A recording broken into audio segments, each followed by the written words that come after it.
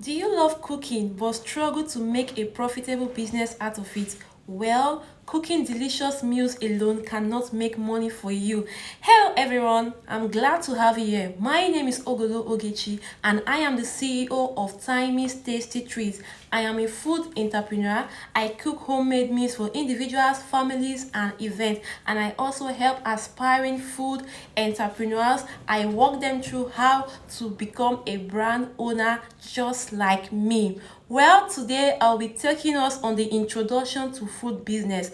Under this topic, we'll be talking about what food business is all about, what are the types of food business, and the skills and mindset you need to succeed in this industry. Alright, stay tuned as we break this down. Number one is the introduction to food business. You've been hearing food business, food business, food business. What is food business? Food business involves cooking, preparing, processing foods for people.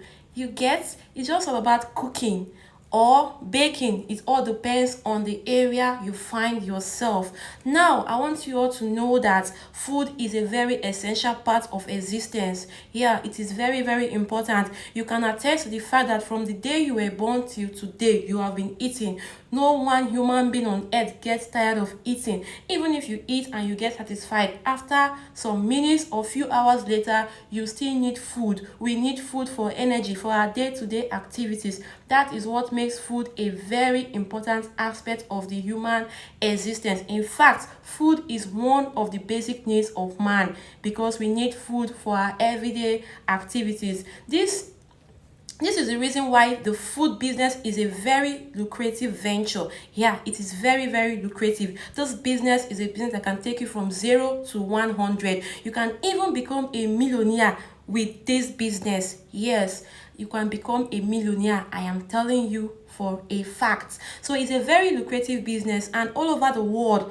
people are always eating food. It's a business that is always in season. You can never run out of season. We are always trending. We the food entrepreneurs, we are always in trend. There's nothing like this one has gone out of trend. No, food business is always in trend. The only thing that goes out of trends is the way you package and the way you prepare your food. You only have to be creative in making sure your food is in line with the modern facilities, and as the world is changing, we change certain ways of cooking. All right, now I'll be going to the types of food business. There are different types of food business. Food business is very, very versatile. We have different types of food business, and I want you to know, listen attentively so that as an aspiring food entrepreneur or a food vendor, you should know where to focus on. You should know where your strength can carry and focus on it. We have the restaurant. These are people that have shops, that have eateries and all the rest, where they sell varieties of food, rice and so on, gari and soup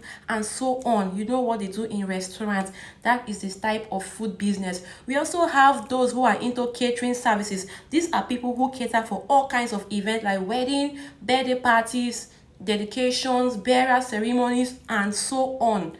That is for the catering part. We have those who are into snacks and pastries like the bakers, the sugar mixers. Yeah, there are people who are into the baking part of food business. They make snacks like meat pie, donuts, scotch eggs, cakes, pastries, small chops, all the rest. That is for the pastry aspect of food business. We also have those who specialize for those in special needs, special diet needs. Yeah, there are people who don't eat meat like the vegetarians. There are people who specialize in cooking for them without those things. There are people who don't eat certain things.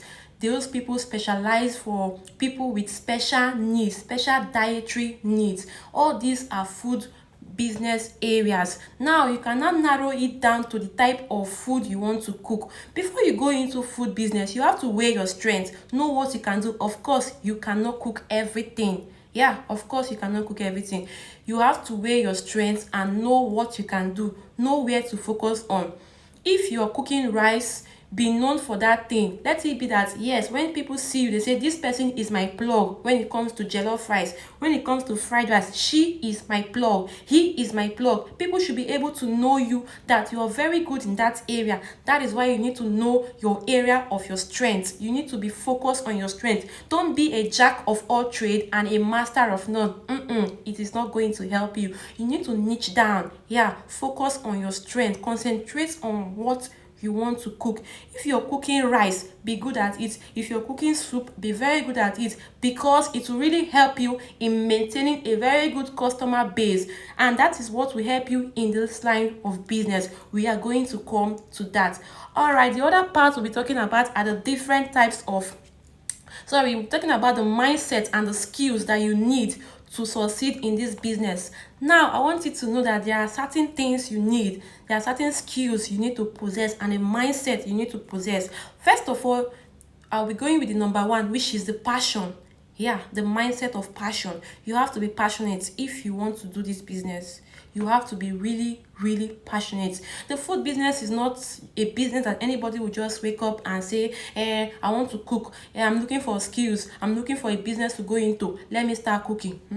You have to be passionate. Do you know why you need to be passionate in this line of business? You need to be passionate because food is a very delicate part of life. Yeah, it's a very, very delicate part. There are people who are very particular about what they eat. They don't just eat anything and anyhow. They are very particular about who prepares their food. So if you don't have passion, you cannot serve those kind of people. If you don't have passion for what you do, to be very particular about what you use in cooking, the kind of ingredients you invest in, you cannot be in this line of business. It has to be something that comes from you. You have to be passionate, because it takes only a person of passion to go to the market and buy quality ingredients, invest in good ingredients. No wonder you see some people, they go to the market, they will go and buy spoiled tomato. Instead of going for the strong ones, they will buy the spoiled ones to use. No, it's not going to give your business or your brand a good name when people finds out. You get, but when people know that no, this person, she does not cook with those kind of ingredients, you are building a very strong fan base, a very strong brand based on passion, based on principles. That is why you need to be very passionate. It takes passion for you to be very careful in the kind of food you make. You don't just cook anything, mix ingredients together because you want to cook and make money, or because you want to make gain, you now use substandard products. No, you have to go for the best. When people know that you use the best of ingredients, they are going to pay you any money for it. Yeah, trust me, they will pay you because they know they can trust their stomach. See, this stomach is not something you play with, because whatever goes into your stomach is what is going to keep you alive or take your life. So many people are very, very particular about what enters their stomach. So you don't just joke with people's stomach, because as a food vendor, you are serving the public, so people need to be very sure about what they put. That is that for passion. The other one is neatness. Food business is not for everybody. I have to say this. Sorry if you are here and you are not a neat person, my dear, you need to check the next door, because food business is not for everybody. It is for those who are neat. You really, really need to be neat. I am placing emphasis on neatness, because neatness is number one criteria after passion. Yes, you have the passion to cook. Yes, you love cooking. Yes, you are very, very concerned about what people put into their stomach. The next question is, are you neat? Are you a neat person?